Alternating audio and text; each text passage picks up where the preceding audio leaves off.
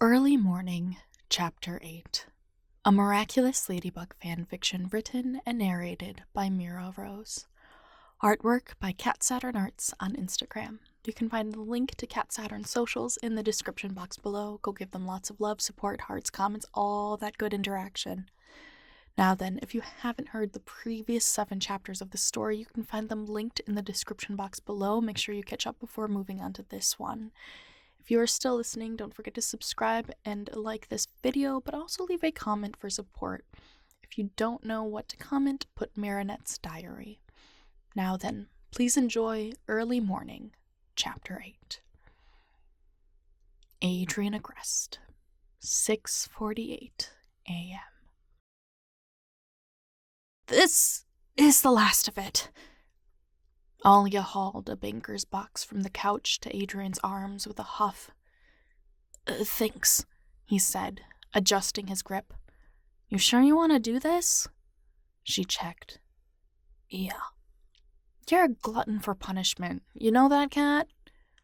It's in line with my luck. The crease between her eyebrows stayed, despite his joke. Let me know if you need me. Emotional support and all that. Did you go through them?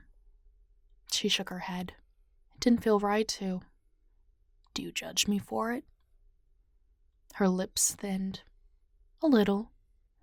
Alya cocked her head to the side, but at the same time, not at all. I feel that. Stay safe, Agrest. Yeah, you too. Much to Plag's disappointment, Adrien forewent the cheese store on his way home. He wasn't comfortable going through Ladybug's, Marinette's, diaries, but he needed to know. He needed to know if she'd planned this. He hadn't thought about it until this past week, but if the Guardians wouldn't teach him, maybe past Bugaboo could. Sorry, Marinette. Adrien sat on the floor of what he used as a bedroom, opening the box to see journal after journal stacked atop each other. Some were leather-bound, some were spiral notebooks. The pink ones reminded him of when they first met. That was probably the one he wanted to find, when she first became Ladybug. What did Master Fu tell her? What training did she get? She seemed to have it together when they first met. Then again, Tiki was a lot more responsible than Plag was. It took him a few guesses, but he found the diary he wanted. The first page, dated with their first day of school, and Marinette's familiar handwriting. What a day! He couldn't help but laugh at her opening line, knowing what came next would hurt. This was the last memory she had before she lost who she was, swept in the consequences of the miraculous. This was what she thought of him in her own words, both as Adrien and as Cat Noir. Oh, he might not be able to make it through this after all. Adrien teared up as he read about Chloe, school, Alya, and himself. A tight smile across his face for no one to witness as the sun filtered in. For once, he was grateful for the dust, giving him an excuse to clear his throat as he turned ink-stained pages. This wasn't enough. Pastor wasn't too much help when it came to his questions, but she liked him. Marinette liked him. Printed out pictures and trying to figure out how to run into him in the hallway kind of like. It was hard to believe, even in her handwriting.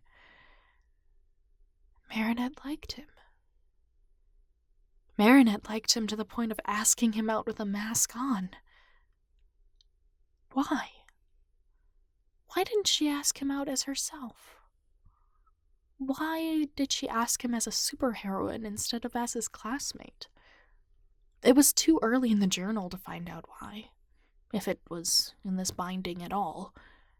He knew what he wanted to find wouldn't be in this one, so he shouldn't keep reading. He didn't want to intrude more than he had to. Goodness, this room was hot. Were his ears sunburned? Adrien set down the journal and rummaged for one that looked a little less worn. To his surprise, he found a Cat Noir journal, the limited edition design he put out under the Agreste line when his father gave him a chance to make checkout desk buys in his boutiques. She'd gotten one? Well, the answer was obvious, but Adrien found himself swallowed in an undefinable emotion. A mix of yearning, melancholy, and endearment wrapped him into his memories, hindering his ability to open the journal as he stared at the front cover, if only for a moment. No, he had to do this. The spine cracked as he opened it, the smell of the perfume he bought for her as Ladybug when they first started dating wafting upward. There is a deep irony in me purchasing this journal today. Adrien stared at the scribble at the top of the page. What did she mean by that? Did she not like the design? Today, I found out Adrien's father, Gabriel Agreste, is Hawkmoth. It was the ink's turn to stare at him as his jaws slackened, his eyes darting over the words again and again as though the letters might rearrange themselves on the parchment. Gabriel Agreste. Hawkmoth. He wanted it to be a lie, but Ladybug had no reason to lie to her journal. He had no choice but to keep reading, but he found himself unable to move past that line. It made sense, but it didn't.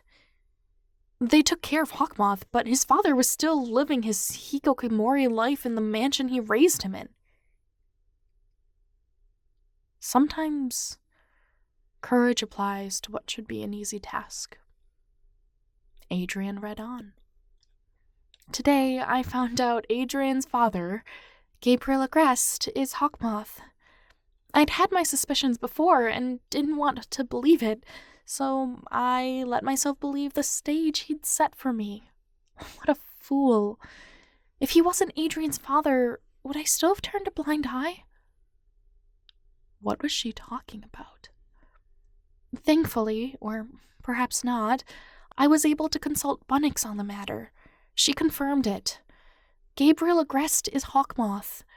Now her warning me after the Cat Blanc situation makes sense. But how can I protect him? How can I protect Cat from this truth?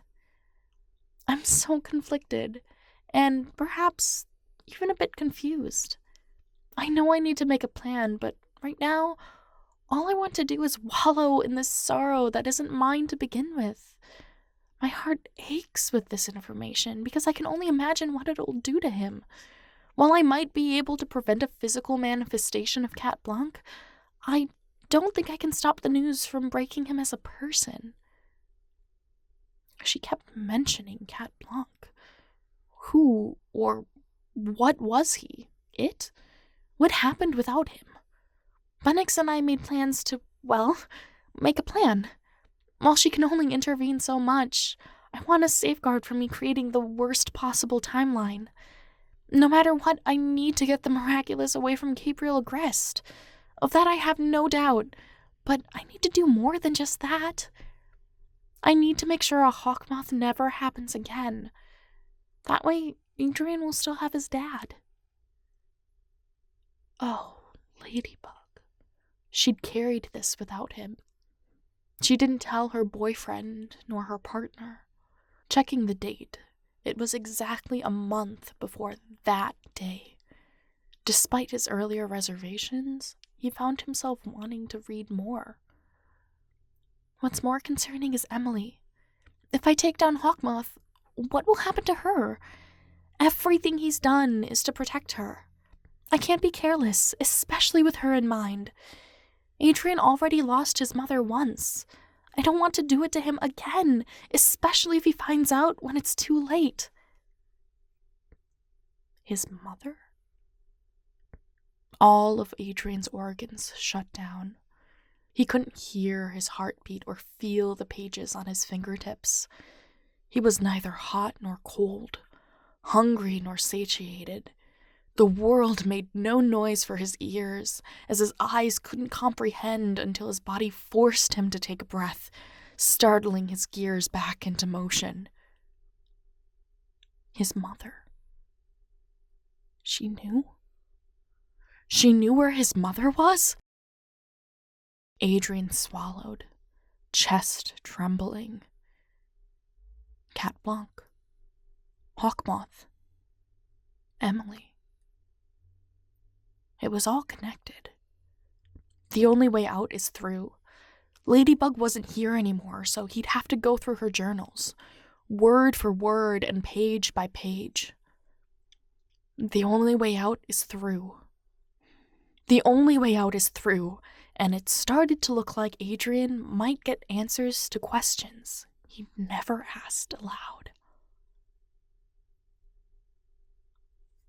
Thank you so much for listening. Chapter 9 will be out next week. In the meantime, you can check out other videos on this channel for more Miraculous Ladybug fanfiction.